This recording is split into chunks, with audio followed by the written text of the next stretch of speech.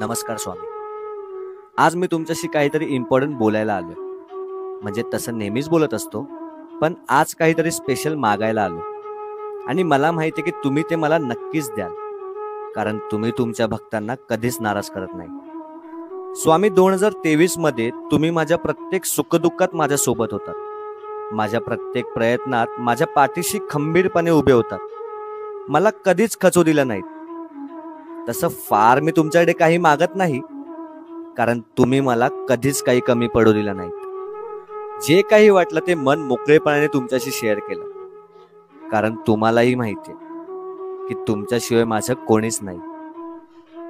पण मी आज एक गोष्ट तुमच्याकडे मागणार आहे, आणि ती तुम्ही पूर्ण कराल याची मला खात्री आहे. स्वामी, मोठं काही मागणं नाही,